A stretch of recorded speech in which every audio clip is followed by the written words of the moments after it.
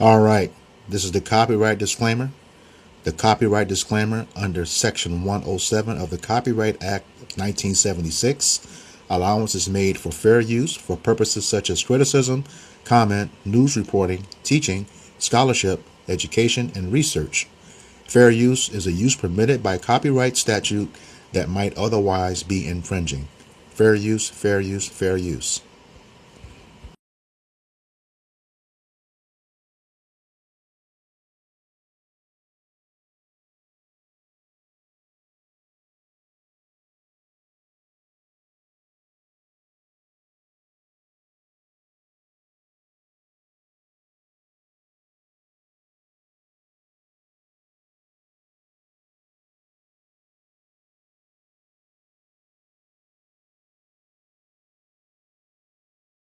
I'm a bit delayed in making this video, but I remember last week when the UN declared the transatlantic slave trade as one of the gravest crimes in humanity, Argentina voted no, and most people were surprised. Argentina is a country known for Patagonia, for the tango and for football, not for slavery and their role in it. And there's a reason why. Enslaved Africans began arriving in Argentina in 1588, and the slave trade flourished in their ports of Buenos Aires. By the end of the 18th century, 1/3 of Argentina was black. In some cities, more than 50% of their population was black. The tango, the celebrated cultural export of Argentina, has its roots in the Kingdom of Congo. The dance associated with Argentina was born from the people they enslaved. But what happened to them? President Domingo Sarmiento, who governed between 1868 and 1874, carried out what most historians call a covert genocide. It was a calculated method. He separated black community from Europeans. He denied them healthcare, which was at the time a death sentence when cholera and yellow fever swept the country. He imprisoned Afro-Argentines on fabricated charges and executed them en masse. He sent thousands into a war that he allegedly knew Argentina wouldn't win. And the resulting gender imbalance forced Afro-Argentine women into assimilation with white men. And by 1875, the government stopped registering African descendants in their census entirely. Today, Argentina reports 0.3% of its population as Afro-Argentine, from 1/3 of its population to less than 1%. And it didn't happen naturally. A common saying started taking hold: there is no black people in Argentina, with the former President Carlos Menem even going as far as saying, in Argentina, black people do not exist. That is a Brazilian problem. Then we introduced Argentina's current president, Javier Milei, and it was under him that Argentina casted that no vote. He also pursued what analysts call unrestricted alignment with the US and Israel, voting together as a bloc in multiple UN resolutions. Just weeks ago, Milei stayed at Yeshiva University in New York and declared, "I am sincerely proud to be the most Zionist president in the world." And the irony? Argentina currently holds the presidency for the International Holocaust Remembrance Alliance. Milei has pledged an unwavering conviction to defend historical truth and the memory of victims. Argentina is championing the memory of one genocide while voting against acknowledging another. Argentina's no was, if you knew the history, entirely predictable. It is the latest chapter in the story beginning in 1588, accelerated by President Sarmiento and sustained through policy and cultural amnesia ever since. A country that enslaved Africans, built an economy of labor, and killed them when they were no longer useful. How long are they going to build their national identities on pure lies? Why did Argentina go from one of the most diverse countries in South America to having almost no black population today? Here's the part of history most people never hear about. In the late 1700s, Argentina began a government-backed project called blanqueamiento, meaning whitening. The first step? Conscription. Black men were drafted first and sent to the front lines during the Wars of Independence and the War of the Triple Alliance. Casualties were devastating. The second step: divide the community. Black women were allowed into European neighborhoods, but black men were not. This pushed women toward interracial marriages, slowly diluting the black population over generations. The third step: systemic poverty. Black men were denied education and economic opportunities, leaving them vulnerable to deadly outbreaks like yellow fever, which wiped out entire communities. And finally, Argentina reshaped its identity. Buenos Aires was redesigned to look like Paris, and the government funded mass European immigration, encouraging white settlers to marry and build families. The result? A country that once had a large black population now reports less than 1%, a history almost erased, but not forgotten. If you like the video, a sub to Trendy Facts TV channel would be awesome. Thank you.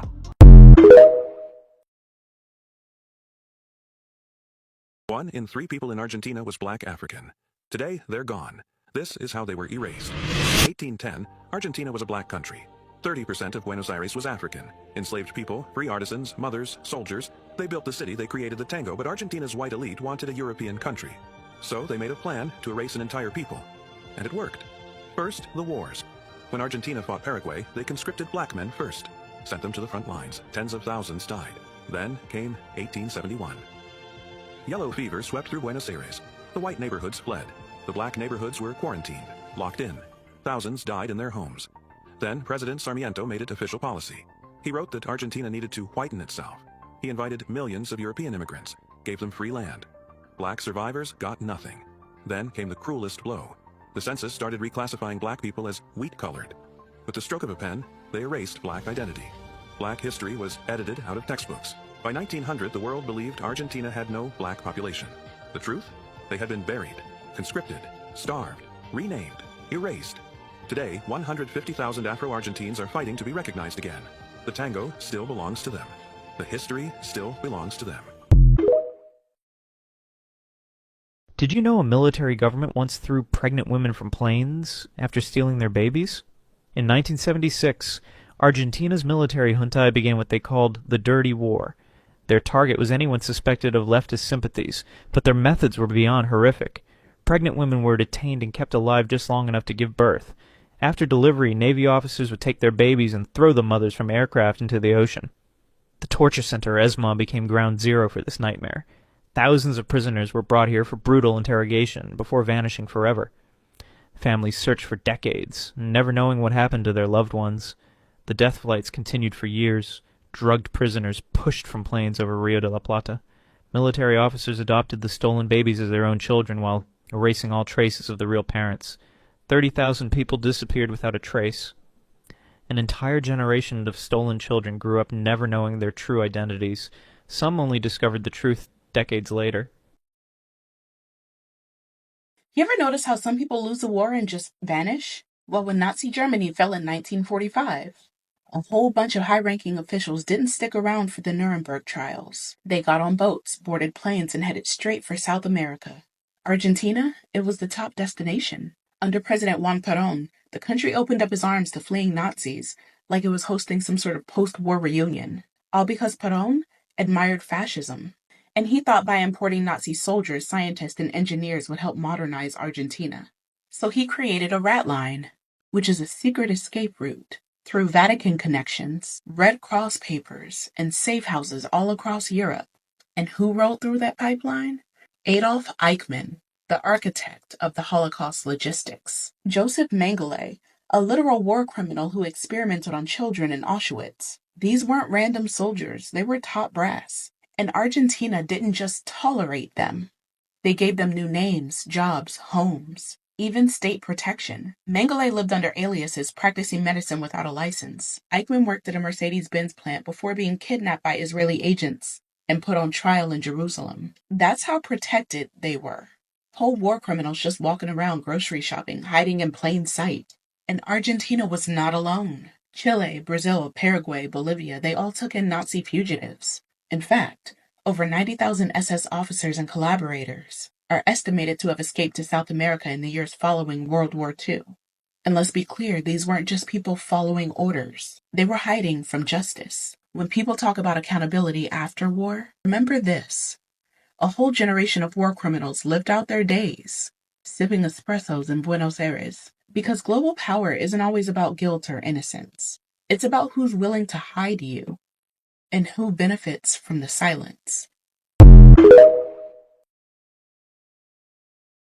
I am proud of being an Argentinian, but it's really hard for me because I always have to explain why I'm black. Argentina has built its identity on whiteness, but Afro-Argentines are pushing to restore the country's black history that the government has largely suppressed. There was a discourse of genocide because governments say that we don't exist. Schools erase us from history. So Argentina is said to be white, to be culturally and to look white, phenotypically white. So that's why it was discursive, because we are still here. In the 18th century, large populations of Afro descendants were present in Argentina. In fact, hundreds of thousands of enslaved African people were forcibly taken there, long before the biggest waves of European migration in the country. But many of them say the country has built a national identity rooted in whiteness, making it hard to identify as a person of color. People think that we don't exist. Argentine people ask us where we were born. Not only in Argentina. If I go to Brazil, if I go to Uruguay, if I go to the US, people don't believe my nationality. They don't believe I'm an Argentinian. It's horrible because I don't feel, or people don't make me feel as I am part of the country. In 1778, black people made up about 37% of Buenos Aires. But by 1887, city records showed black people making up less than 2% of the city's population. Now, that's not because they left or disappeared, but because the government stopped including race in its collection of census data. Race wasn't even included as a census category again until 2010. Many Afro-descendants were reclassified or absorbed into mixed categories. Ali says these racial categories blurred black identity over time. There was a really important racial category that's called trigueño, that means from the color of the wheat. That helped black people to find a window to escape blackness, because why would you choose to be black in a country that oppresses you for being black? But a younger generation is reclaiming Afro-Argentine identity, pushing for visibility and recognition. If Argentina would reckon its black history, there would be some big changes. We would know that one of our first presidents was claimed to be black, Bernardino Rivadavia. We would know that the mother of the country is called María Remedios del Valle and was a black woman. We would know that tango is black. We are not Europe. We live here. We are from here. We have to stop thinking white and start thinking Argentinian.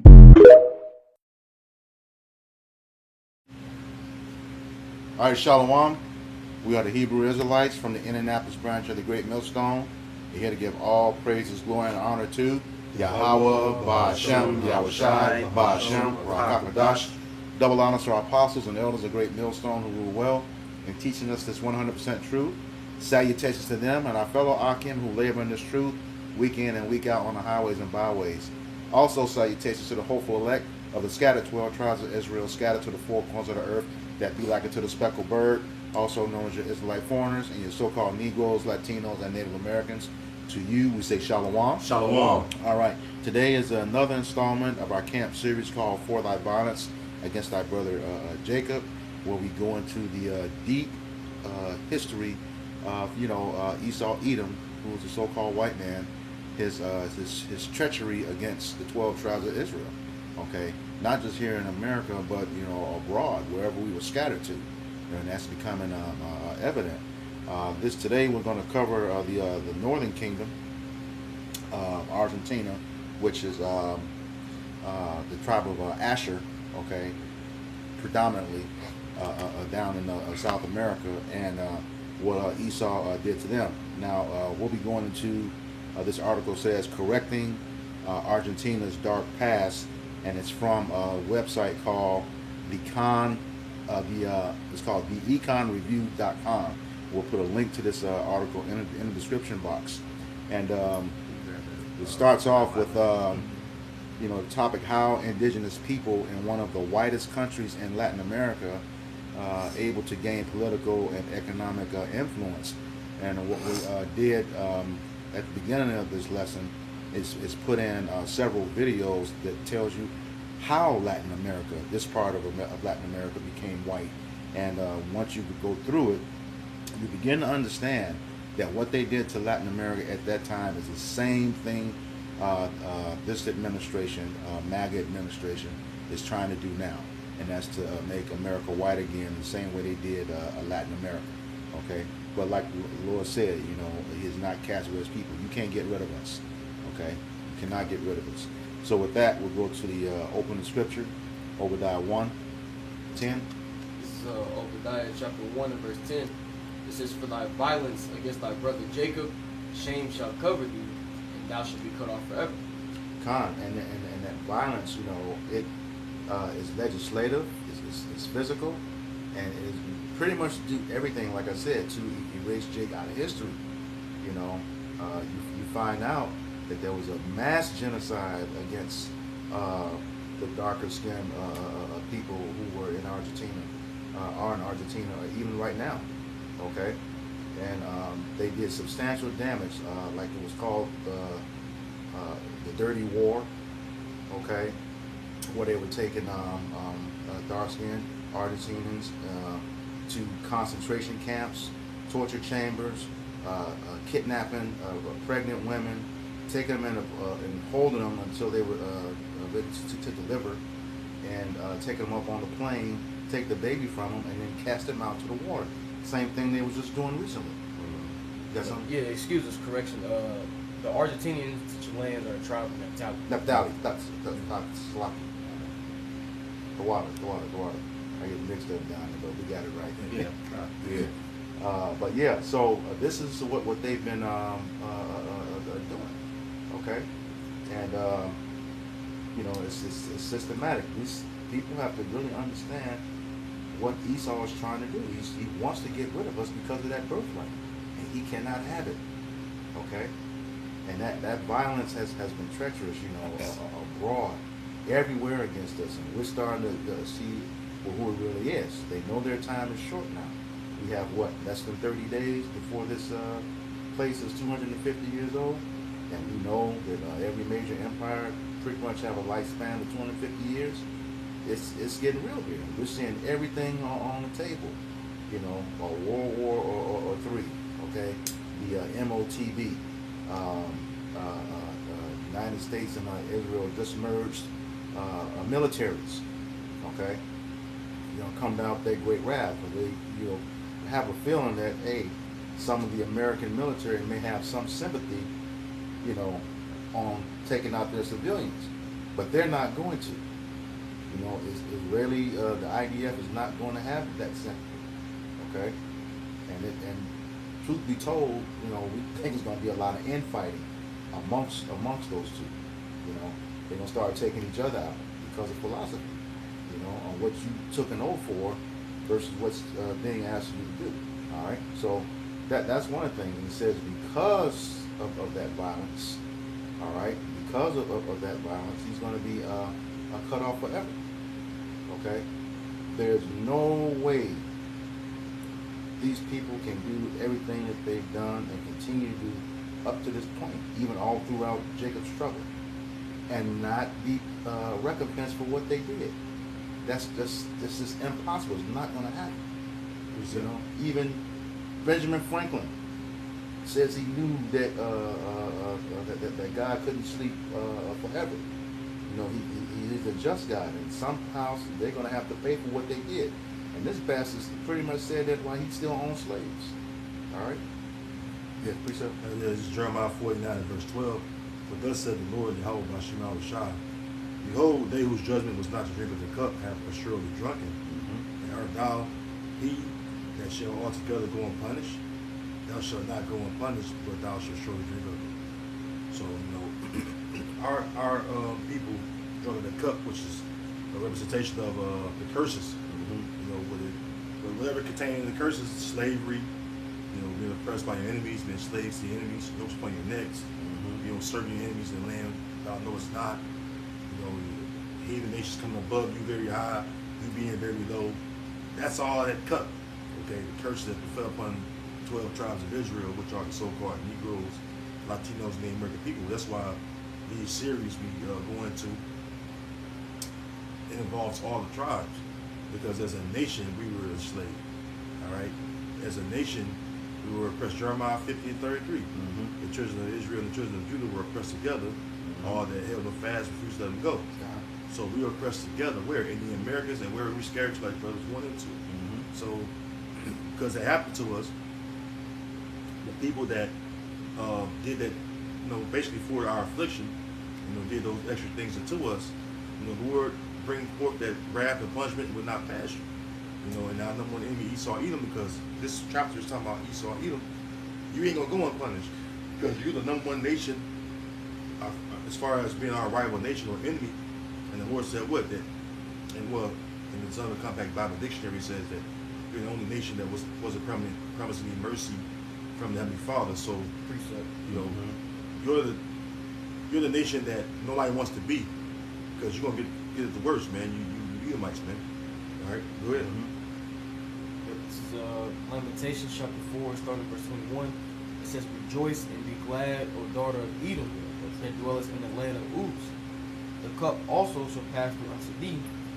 Thou shalt be drunken, and shalt make thyself naked."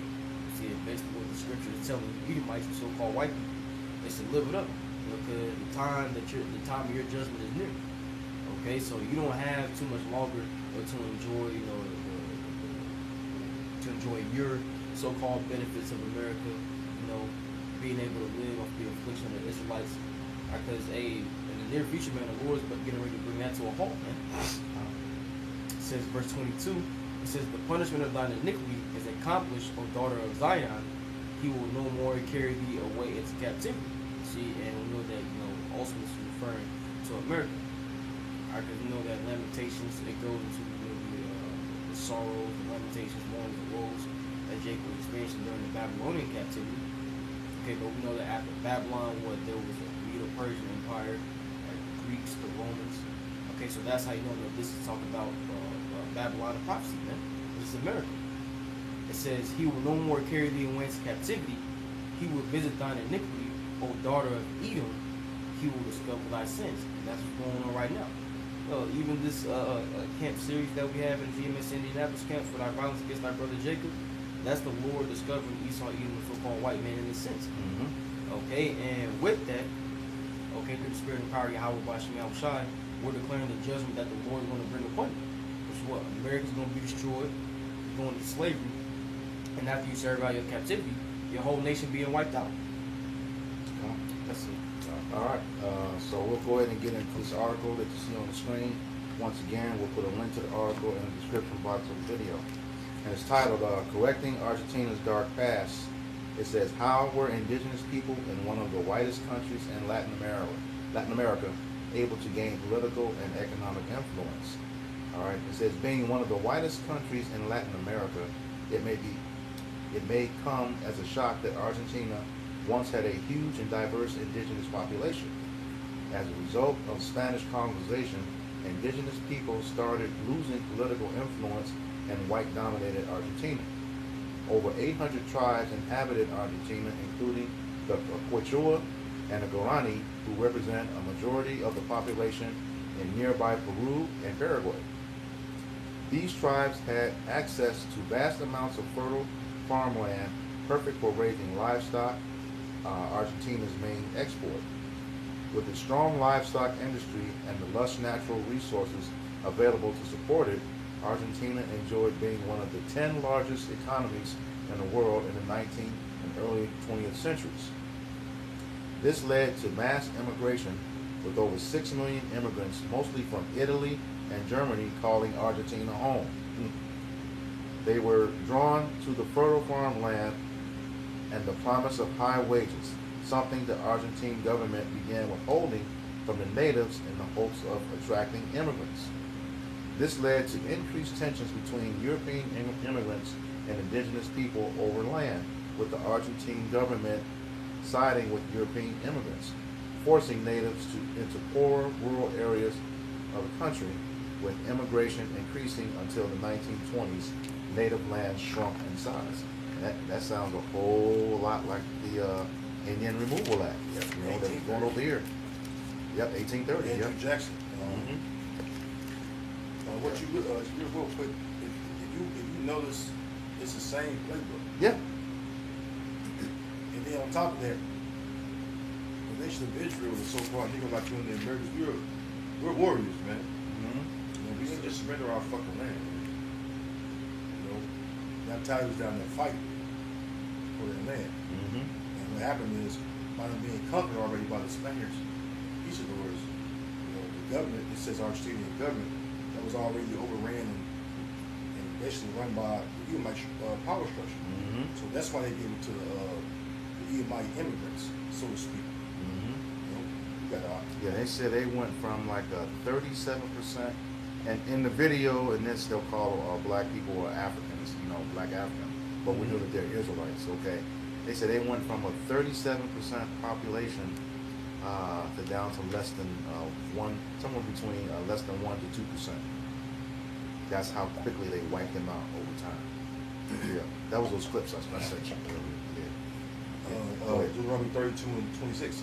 I said I would scatter them into corners. I would make the remembrance of them to cease from among men. Now, this is talking about us Israelites. Yep. You know, corners, the etymology of a corner is a remote part of the land. The ghettos. Yep. The barriers, you know, reservations. You know, that's everybody. Gad, Esau put Gad on. No, the Spanish. Barriers. I say the ghettos and projects. Actually they call it the favelas over there in Brazil. Wow. Yep. So yeah. You wonder why Jake lived there? It's because this scriptures prove that the Lord moved us to the corners of the earth, the low unwanted parts, the ghettos where it's just ran down, poverty stricken. Precept. Yeah, you speak on that. This is Deuteronomy 28, verse 43 and 44. It says, "The stranger that is within thee shall get up above thee very high, and thou shalt come down very low." See? So now the strangers, that goes to the heathen. The heathen, they would come over here in these different parts of Americas, Moab, Ammon, Ishmael, Edom, they able to build businesses. The same land that you had that belonged to you, that was taken from you, through rape, robbery, and murder, as far as the tribes that was over here. The heathen come over here, they can prosper. Yep. Because in the same Deuteronomy 28 it says, "Thou shalt not prosper in thy ways." Right. The Lord told us that. We're watching the heathen prosper and come up over us. Yep. You know what I'm saying? And they able to get their businesses, billion-dollar industries. Because why? Revelation 11 speaks about what? How the nations rejoice over us, right? It said this, you know, basically gave each other gifts to each other, rejoicing over us in our fall. Because why? They able to sit back and kick back and make money off us, man. Yeah. Israelites is big business. Yep. Yep. And back to the next point, it says, "He shall lend to thee, and thou shalt not lend to him. He shall be the head, and thou shalt be the tail." Yeah. Esau got the lending businesses. You know, I don't care if it's a bank loan, payday loan, you know, a cash advance. Well, Elon got a lot of shits now. Yep. You know? But it like even like in the article, the point that he made was that when they started seeing this influx of immigrants, you know, Edomite immigrants coming in, they seen, oh well, we need to start giving more benefits for them to even come into the land, and they started to, of course, ostracize or push out, you know, the benefits from the actual natives, which were the Israelites, you know. Exactly what they did with systematically, the Dawes Roll, you know, having Esau come over here to America, which is what they call, that's why they call them $5 Indians. You know, say you were Indian and they give you this land. Pay for it. Yeah, pay for it. And another movie that Backyard points up to, Killers of the Flower Moon, show you that. They show you seen that yet. Yeah, they show Esau giving loans to Edomites that was able to marry Gadite women and shit. Yeah. Secure certain portions of the land, get loans and shit, expand they shit. Yeah, man. Yeah. Because no, you go ahead. You go ahead. No, I'm done. Just going. Yeah, let's get back in. Yeah, get back to the article. Yeah. Okay, back to the article. It says increasing economic and social tensions between indigenous Argentines and European immigrants have led to mass killings of indigenous people. And like I said, that's at the beginning of this lesson. You know, you saw evidence of that. It says in 1920, the Argentine government was already in a decline, with income equality being at an all-time high as well as inflation. The GDP of the gross domestic product was shrinking, and the country was experiencing a severe labor shortage in its agriculture sector, one of its main exports at the time. The Argentine government prioritized incoming European immigrants over indigenous tribes when distributing farmland, forcing millions of indigenous people to instead search for work on fields that once belonged to their ancestors. Ain't that some shit? Go ahead. It's straight to the point. Micah chapter 2, verse 2. It says, "And they covet fields and take them by violence, and houses and take them away. So they oppress a man in his house, even a man in his heritage." Mm-hmm. And they did that twice. Not only a man's house is his physical home, you know, that's his family, that's his lineage. You know, like the scripture say in Numbers 1 and 18, you know, about the house of your father. Okay? They oppressed both of them. And now they're called Argentinians when they're not. And like those videos show, they not only took their heritage, they changed their names and everything. Same thing they did to us over here. Which, you know, that is part of the Americas, you know. So it's the same, like you said, the same playbook. We're just saying this every week. All right? I always got names of our, oppressors. Yeah. I don't know what your name is. Yeah. Even if you fucking come from the land of Ham, that ain't no fucking Paleo Hebrew name. Nope. So basically, that show you that that we're called by the names of people that conquered us. Mm-hmm. You look at Deuteronomy 28, right? I think it's about verse 27 or 37. 28, 37. I think it was speaking about the bywords. Yeah. 37, yeah. All right, you want me to read it? Deuteronomy 28, verse 37. It reads, "It says that thou shalt become an astonishment, a proverb." Oh, astonishment. What that goes into? What does astonishment say on the when you look at that? Yeah, Edom, fine. Yeah.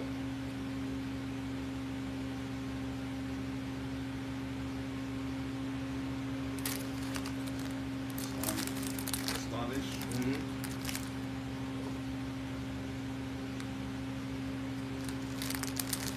I got it. Yeah, go ahead and read whoever got it. Read what you got. Say, here in outline of biblical usage, it says waste, horror, appallment. Waste, horror, appallment. Mm-hmm. When they look at us, they appall. Oh, they hiss and wag the head, the daughter of Jerusalem. Well, it's also appalling from the standpoint that we know that Esau is the base man, the lowest in society. When we take on his heritage, his name, what does that say about us? The people who are special people unto the Lord himself, peculiar people. You take the highest of the highest, the holiest of the holiest, and made them base. Yep. Just by name alone. Yep. But the So. nations, they really are, like when they see us, Yeah. like, man, these the Israelites, they're like this? Yep. Yeah, I got something for you, bro. Like, just based it off that word appallment. Because when you see something that's like, out of the ordinary, you're just like straight up disgusted by it. Like one of the words you would say or use, like, damn, I'm appalled. Yeah. But this is Lamentations chapter 4 and verse 2. It says, "The precious sons of Zion, comparable to fine gold, how are they esteemed as earthen pitchers, the work of the hand of the potter." Who's the potter? The Heavenly Father. There you go. That's why Ecclesiastes 10 and 7 say what? I've seen servants upon the horses, right? And when precious walking as servants upon the earth. The Lord brought us low, man. And the Lord's going to raise us up. Yep. Yeah. All right. That's what you Israelites don't understand out there, man. They ain't not to get off, not to go too deep into it, but everything we're reading right now in this article, the Lord allowed this to happen to us because we were disobedient. Yep. And the only one going to get us out of the situation is Him. That's why we're supposed to return. You got it out. Yeah, and this is just a thought that come to mind. Of course, we bring this out all the time, especially when the prophets are out preaching. But then it also goes for, we also go for like our people in general. Because the one thing we see all the time is where they said a black person is never, so-called black person is never alone. You know, it's like it's always, what's the phrase? When you're black, you're never lonely because there's always some white person in your business. Right, in your business, they always watching, trying to, right. So 10. And then, so here's the thing. It says, I just wanted to the point. It says, Wisdom of Solomon 2:14. It says, he was made to reprove our thoughts. He is grievous unto us, even to behold. For his life is not like other men's. His ways are of another fashion. So that's also part of when they see, they're envious. They see the land, they see the people, they see the women. It's beautiful. And one of the things is, okay, let's somehow separate them from the men. And one of the videos, you see where they purposely set laws to where the men couldn't go over one side of the city. Yep. Right? And then the scriptures tell you about, a woman gadding abroad, right? And she's a weaker vessel. Now you keep them from the man being able to work and actually provide for his woman, and then she goes across, we say, like in some cases here in the Americas, they go across the track, across the bridge. Anytime black men get over there, they're strung up or beaten or put in jail, but the woman, she can go and roam freely, and then they take advantage, of her. Or she sees certain things on this side, and she's like, hey, I like it more on this side, but not understanding that these are systematically set up. Because what the scriptures say also, it's right. Where there's no hedge, the possession is spoiled. Yeah, exactly, perfect. Yeah. So, further? Yep. Hey, you got some up? Oh, I was looking up the priest. Y'all. Okay. Back to the article. It says the Quam, Q-O-M, a prominent tribe in northern Argentina, were forced to work on cotton plantations owned by European farmers, as it was the only job the Argentine regime allowed them to have. Like other tribes at the time, they lived off vouchers and were taxed for the cotton that they harvested. What kind of crap is that, man? It sound like a sharecropping. Yeah, but this one, they're taxing you on what you did for them. Right. That's some straight BS. They do that today. We make money at these fucking jobs and shit. They take it all. Subject to payments. Pull up sharecropping real quick. Which even when you deal with James, the 5th chapter talks about wages kept back by fraud. And what's fraud and dealing with deceit. Because they tax their paychecks and things of that nature. Say, oh well, it's going to fixing the roads and fixing the infrastructure, so on and so forth. But it's really funding the fucking gun arrest, man. Yeah. Because the roads ain't being fixed. And then when you do fix it, you put the cheapest shit down right in this subdivision. I watched them lay that stuff down in April of 2025, and it was gone by the end of the year. It started decaying already again. And what's so crazy about that part of the subdivision was turned over to the city to do it. So they're putting down cheap stuff, but you don't see this stuff up in Esau's neighborhood. Carmel. And it's supposed to rain and storm this whole week, so shit. We know because when that rain and snow shit come, that shit just go along going good. You had something? What? All right, back to the article.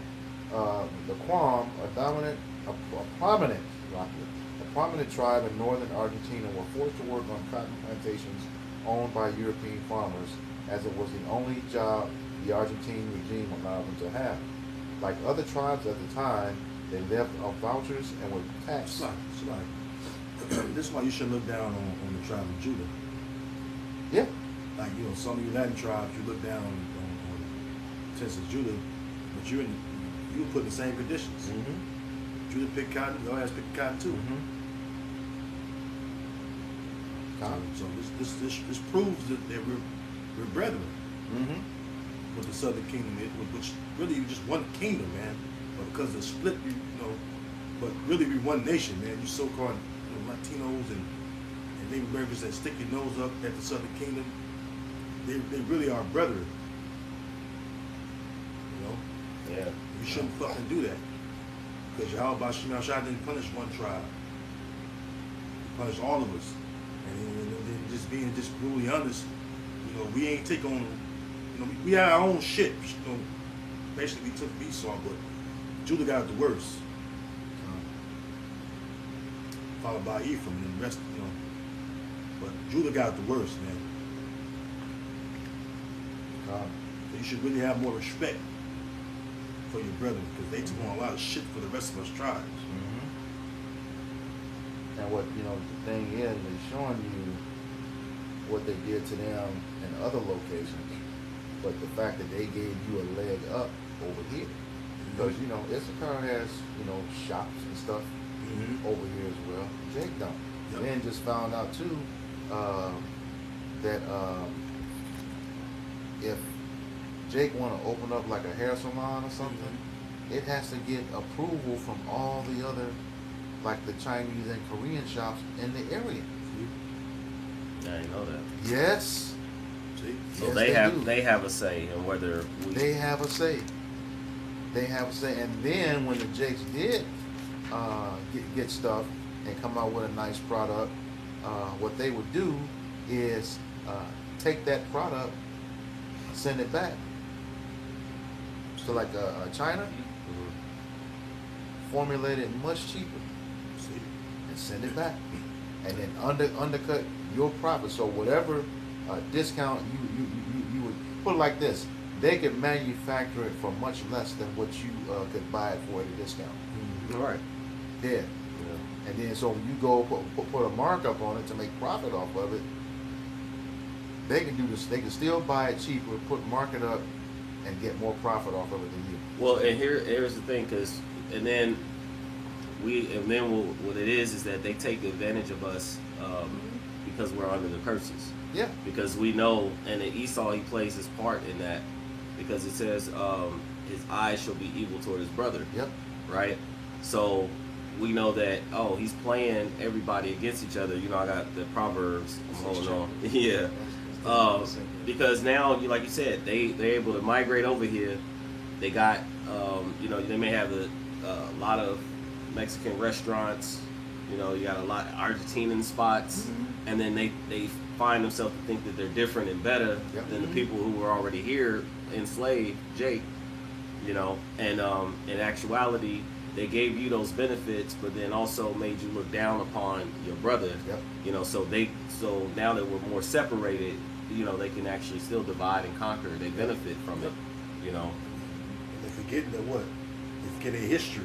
Yeah. Because we're going into the history of the Naphtali tribe. So you forget your history, how the same man that's doing the same shit to your brother did that to you, and you fucked up too. Yep. Yeah. You know? And just because of those high, like you said, those high prices, I remember, you know, you grow up and you used to have, like, somebody would have a, you know, you say black owned, buy black owned, right? You know, that term. And so you would try to patronize these places, and yeah, you walk in and you look, and you might look at a bottle, like, let's just say milk, you know, be like $2 higher. You're like, man, I could just go across, I could just go to Walmart. Yeah. You know, I'm just saying that, you know, or I could just go to, you know, I'm going to the mom and pop store. You like, man, it's like 75 cents more higher. Yep. Not understanding that they purposely, you know, they're trying to, this is how they're to make their business, and they're trying to fight, you know, these bigger conglomerates, like you said, the Chinese stores and restaurants and stuff like that. They could actually, which is hurt so-called blacks, Hispanics, and Native Americans, because even within our own people, we didn't understand that what was being done economically. Yeah. You know, but those same things that they've done is falling upon their own heads, right? Because when that time of the COVID happened, you know, a lot of these mom and pop stores were the ones that were complaining. Yep. A lot of these stores, you know, had to shut down and couldn't really continue on. You know, so the things that you did to our people, you know, is coming back, you know, to what we say, recompense. Yeah. Oh, I'm gonna grab this real quick. This is the book of Proverbs, chapter 6, and I'm gonna read verses 16, then jump down. It says, "These 6 things doeth the Lord hate, yea, 7 are an abomination unto him." So these are filthy, wicked acts. And of course, jump down to verse 19. It says, or actually 18. It says, an heart, which is a mind, the Hebrew word la, that deviseth wicked imaginations, because Esau has been in the mix of all of that. You know, setting the laws, these unrighteous decrees.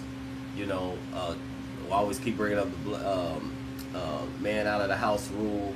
They say man out of the house, but it was the so-called black man out of the house. All right.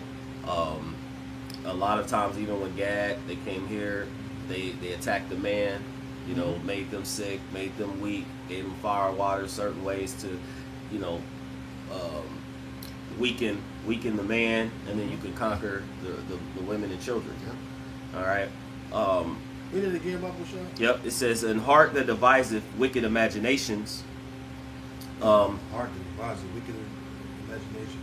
Mm-hmm. What's that, like Proverbs 4:16? I'm holding that. You holding that? Yeah. You want to bring it out real quick? Proverbs 4:16. He says, "For they sleep not, except they have done mischief." Uh-huh. And that's the unique, man. Yeah. They devise iniquity upon their beds, and the morning is light. They practice like it a tool. Time. It says, and their sleep is taken away unless they cause some to fall. That's what the brother's going into. Yeah, read the next verse. I like that. It says, verse 17, "For they eat the bread of wickedness and drink the wine of violence." Because this is how they live. They eat, sleep, and breathe. You know, this is their spirit. You know, and when we read Proverbs 6, 16 through 19, this is pretty much what makes up who they are. You know, as a nation of people. You know, Esau, Edom, so-called white man. But then he says, going back to your point, verse 18, "A heart that deviseth wicked imaginations, feet that be swift to run into mischief." See? Yeah.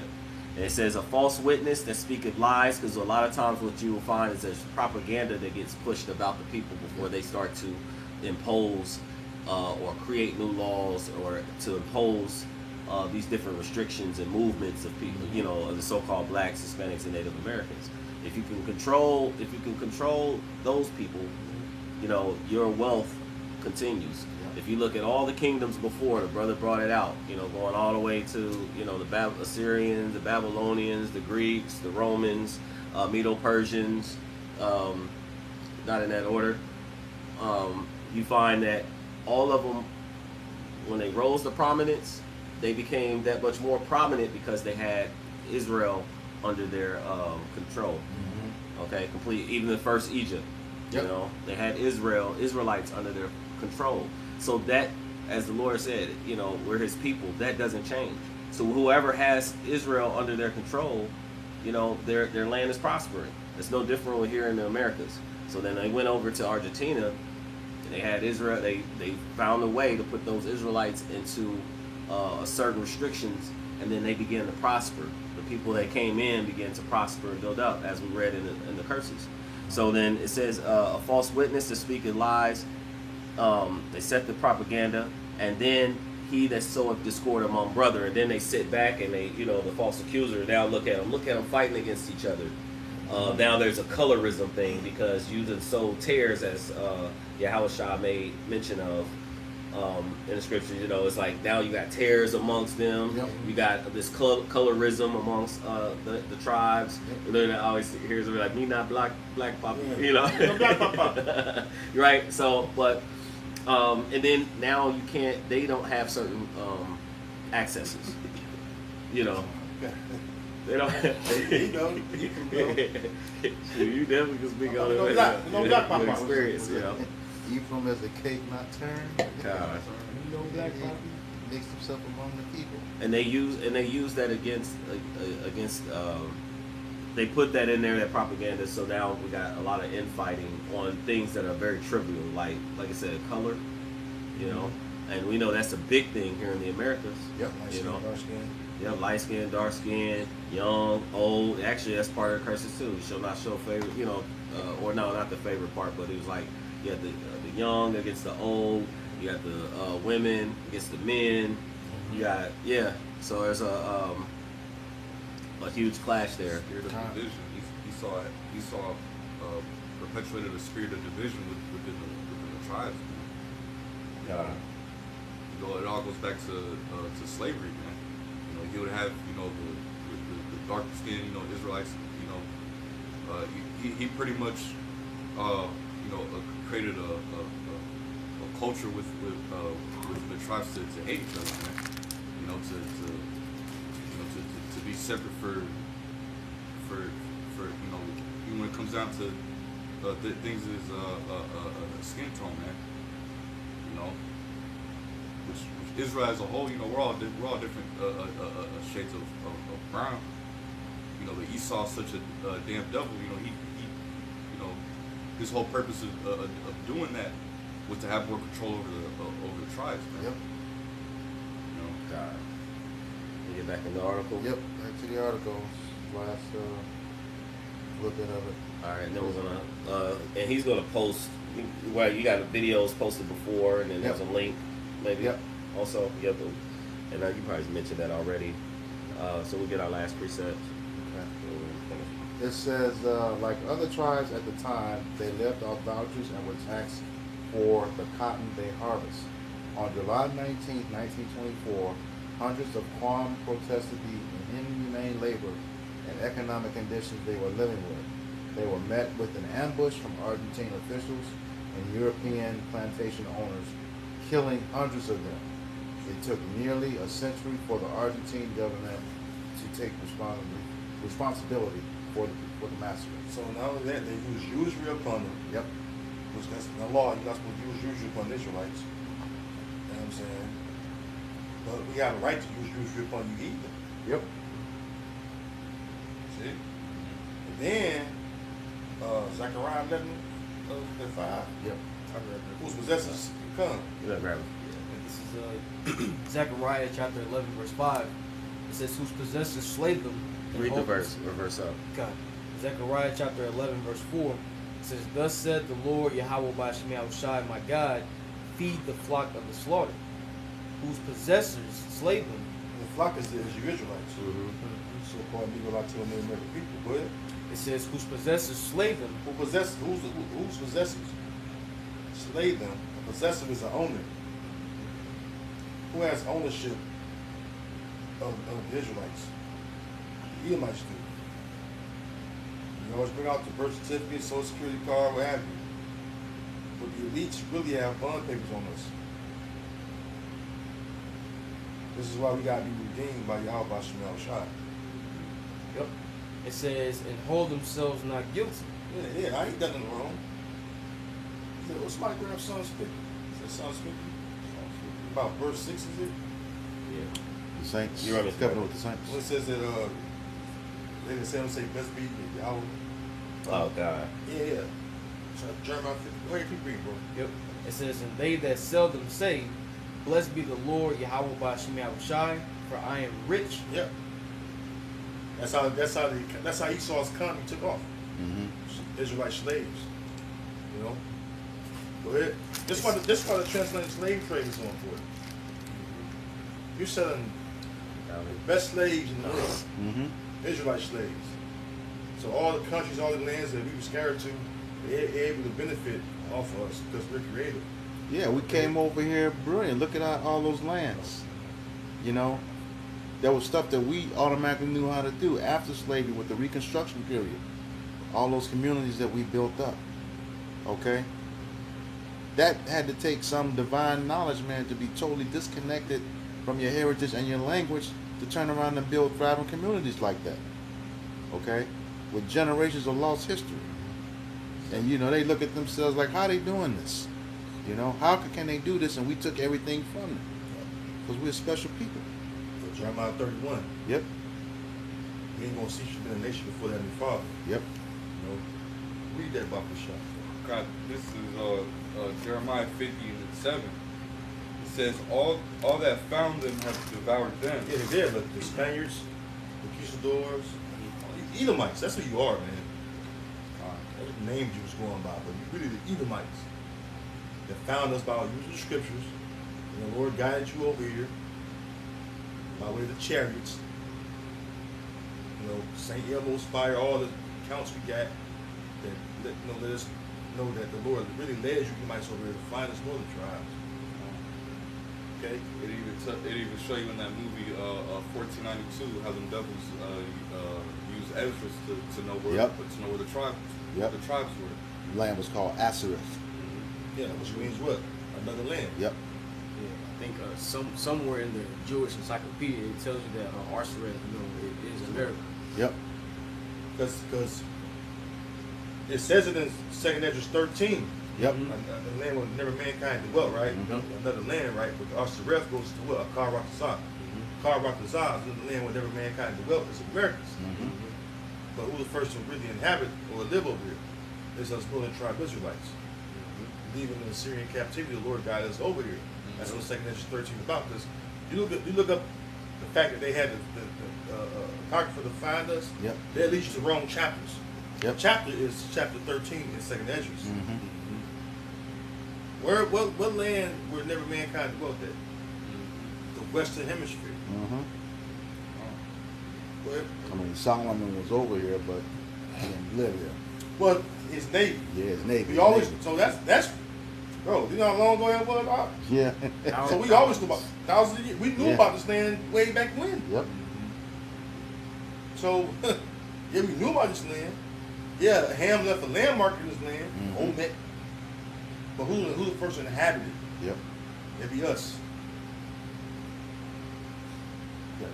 And it says, and their adversaries said, we offended not, because they have sinned against the Lord, Yahweh Shai, the habitation of justice, even the Lord, Yahweh Shai, the hope of their fathers.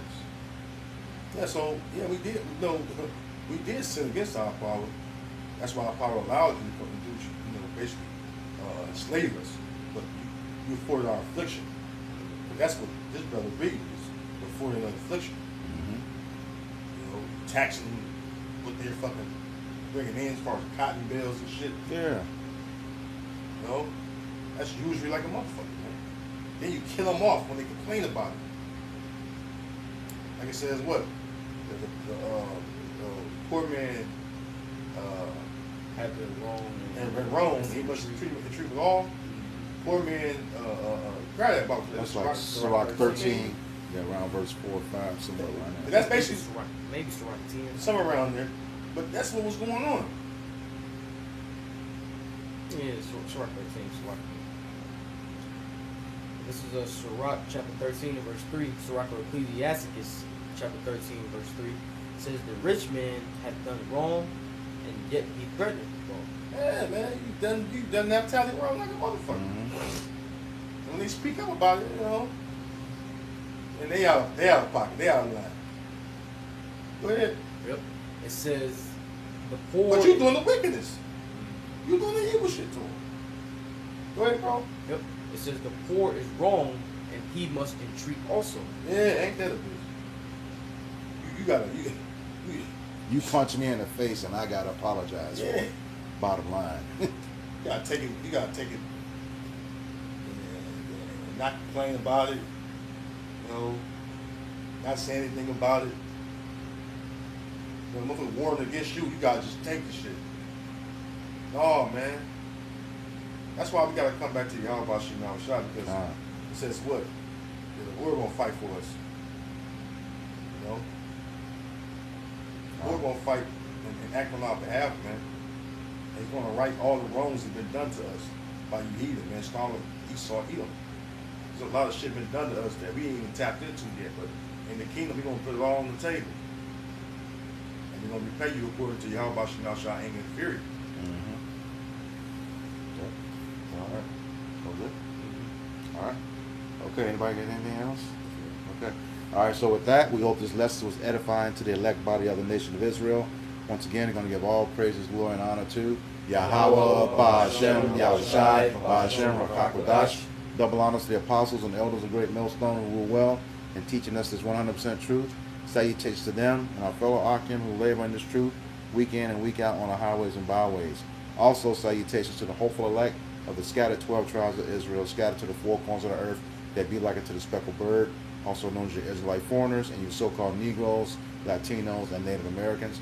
To you, we say Shalom. Shalom. Kwam Yasharala. Kwam Yasharala. Abab Abab. Abab Abab. All right, we got next. Shalom. Shalom.